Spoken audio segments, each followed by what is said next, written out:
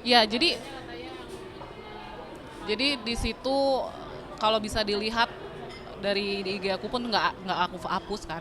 Dari awal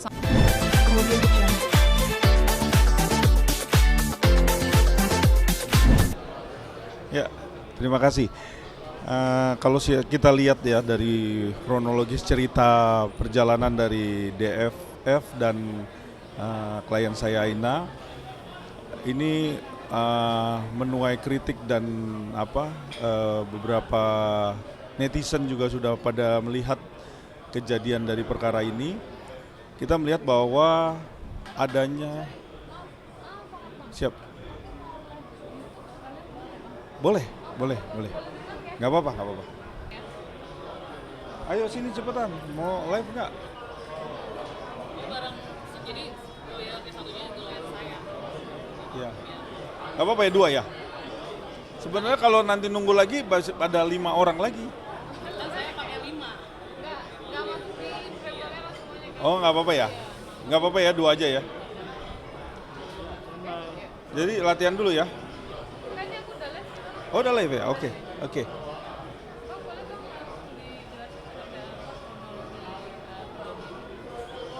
Ya baik. Kronologis cerita perkara daripada DFF dan klien saya Aina ya sudah lama ya, udah cukup lama dan menuai kontroversi dari netizen bahwa perjalanan kasus ini yang kita lihat dari pertama kali awal kasus ini bergulir sampai akhir daripada proses pentersangkaannya DFF, saya rasa ini penuh dengan adanya cerita yang harus perlu kita dalamin. Artinya bahwa kenapa seorang yang pelakor bisa memtersangkakan klien saya Aina, itu kan harus perlu dipertanyakan apakah benar proses tersangkanya ini, apakah materialnya cukup.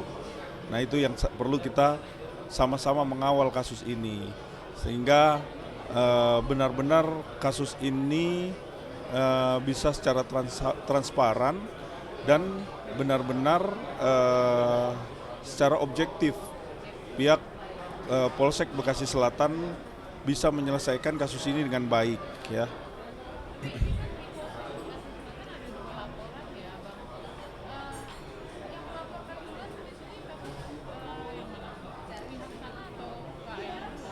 Nah, pihak daripada DFF yang melaporkan duluan, melaporkan 351. Nah, unsur 351 ini akhirnya naiklah pada proses penyidikan. Dari proses penyelidikan bergulir menjadi proses penyidikan sehingga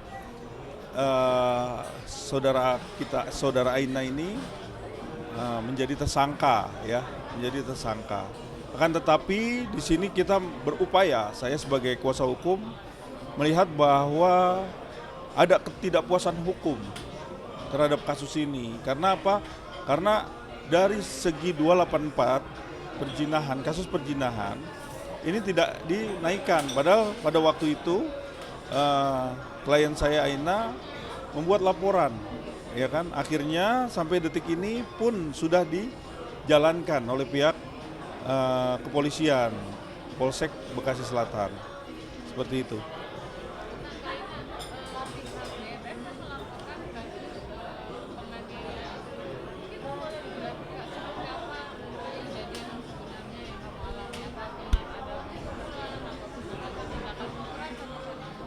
Kronologi dari awal, gimana saya bisa tahu akhirnya karyawan saya jadi simpanan suami saya gitu. Jadi kondisinya waktu itu memang aku sedang hamil ya. Aku nggak tahu kalau ternyata suami aku tuh selingkuh dengan karyawan aku sendiri. Jadi perselingkuhannya itu terjadi dalam kurun waktu kurang lebih sebulan.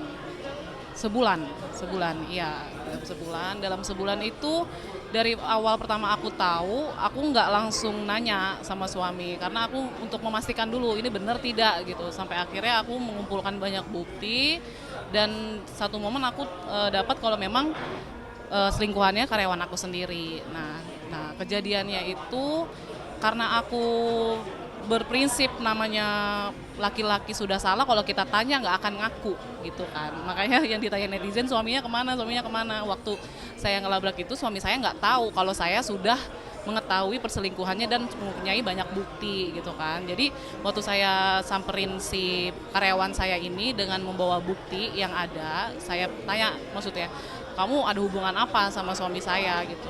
Awalnya dia nggak ngaku, sampai akhirnya saya kasih lihat, saya udah punya bukti gitu. Saya sudah membawa berkas untuk lanjut ke kepolisian. Saya akan melaporkan kalian berdua. Dari situlah akhirnya dia mengaku. Awalnya saya pengen bicara baik-baik, cuma ada beberapa pertanyaan yang dijawab akhirnya membuat saya emosi karena posisi saya lagi hamil kan. Posisi saya lagi hamil, saya nggak bisa kontrol emosi. Akhirnya terjadilah itu video yang sekarang viral, saya ngelabrak pelakor nyiram RS kopi itu. Gitu loh. Dari siram-siram itu ya intinya kejadian itu saya sebagai istri kecewa dan marah karena karyawan ini kan saya baik-baik dari awal gitu. Maksudnya kita juga hubungannya baik, dekat juga, tapi ternyata di belakang mengkhianati saya, intinya seperti itu.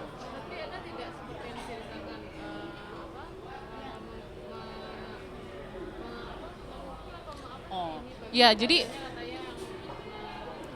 di situ kalau bisa dilihat dari di IG aku pun nggak aku hapus kan. Dari awal sampai akhir itu video nggak ada yang aku potong gitu. Di situ kondisinya aku marah, aku cuma melempar es kopi aja ke dia karena saya emosi dan ada beberapa part memang saya ngelempar handphone tapi ke bawah.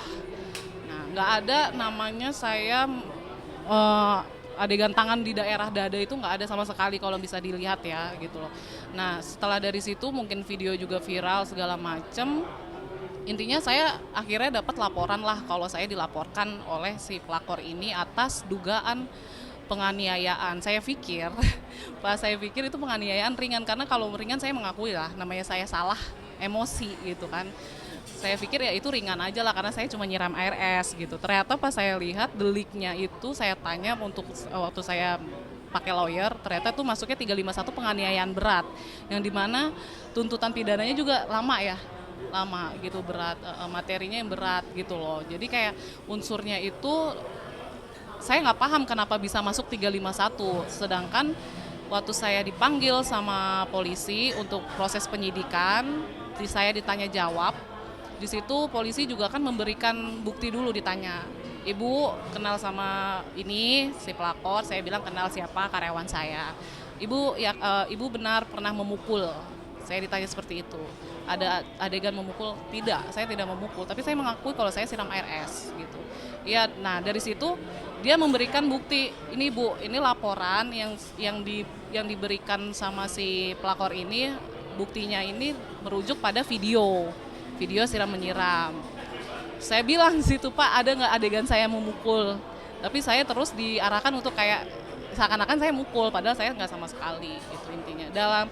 Dalam BAP yang saya terima itu tuh kronologi kejadiannya tidak sesuai. Dalam BAP tersebut, seingat saya karena ini kasus sudah mulai lama ya, dia bilang kalau kejadian pukul memukul, kejadian yang video siram menyiram itu terjadi di depan pintu tol Bekasi Barat.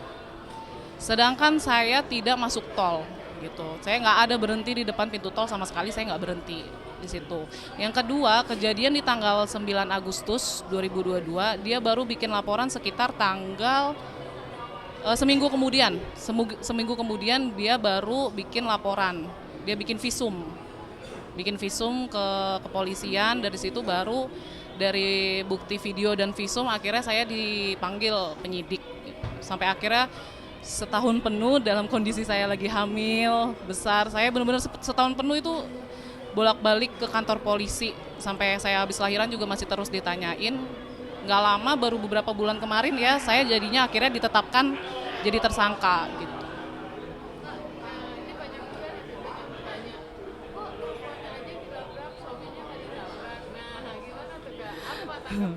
Iya. Oh, tanggapan suami. Tanggapan yang lagi viral atau pas waktu kejadian?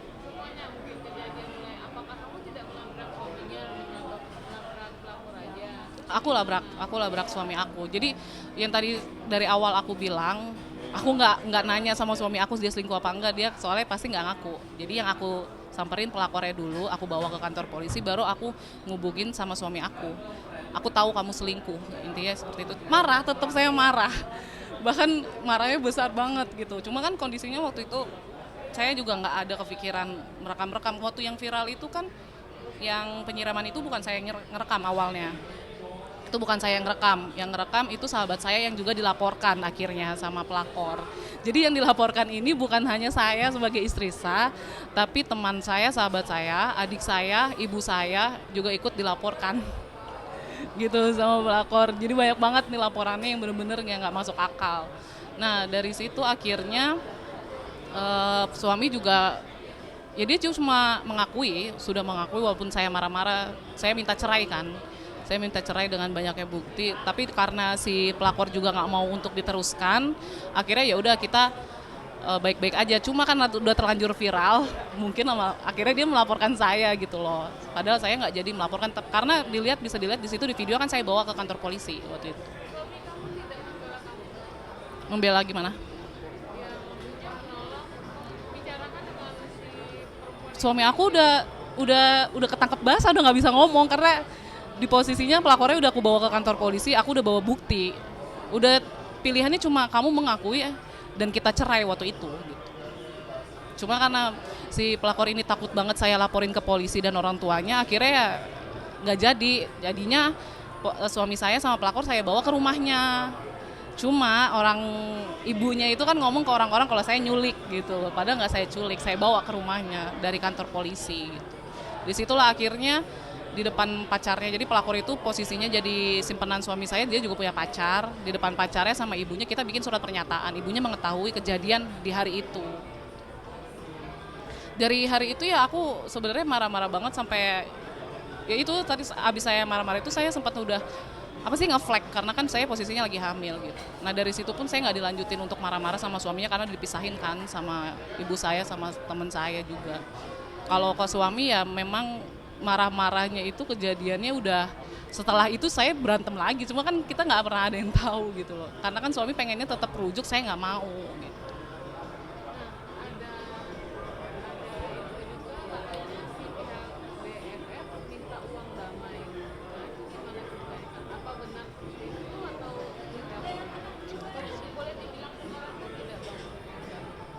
Kalau minta uang damai pemerasan gitu. Jadi begini ya,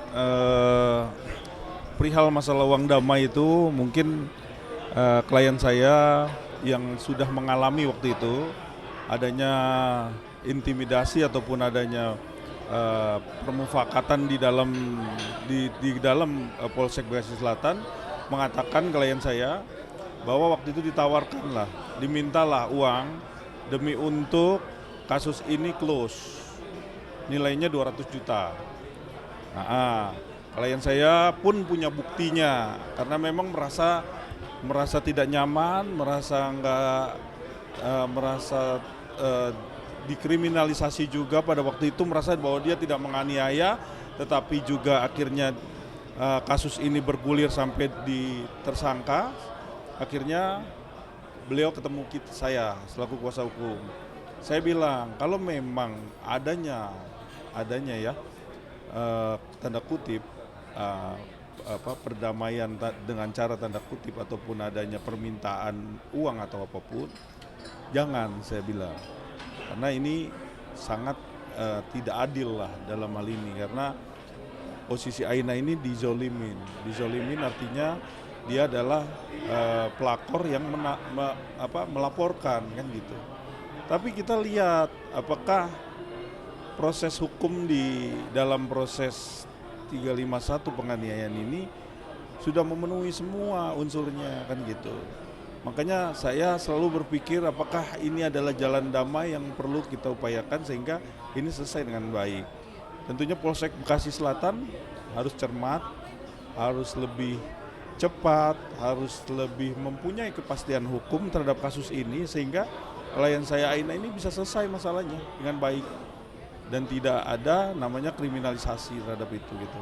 Karena 351 ancaman hukumannya cukup berat dan pembuktiannya juga harus memenuhi unsur pasal 184 alat bukti yang cukup terhadap pasal yang disangkakan begitu.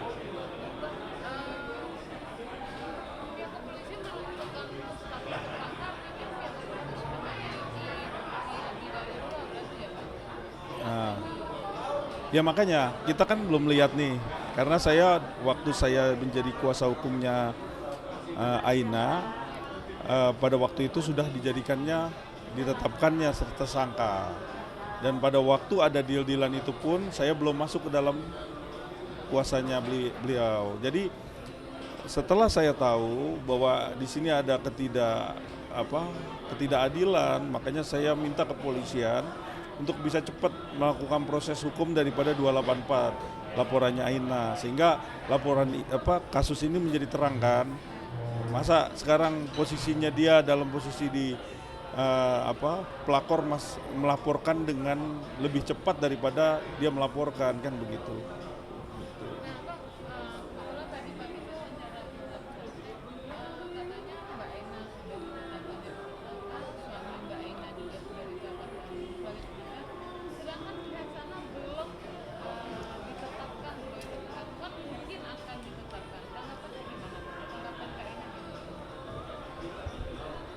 Kalau tanggapan saya sih, saya berharap seharusnya bisa cepat ya, sesuai dengan saya juga mendapatkan status tersangka gitu. Karena kan sebenarnya kasus ini merujuk dengan adanya dugaan saya melakukan penganiayaan berat itu karena adanya perselingkuhan, perzinahan tersebut gitu. Kalau tidak ada itu tidak akan ada. Seharusnya adil gitu loh.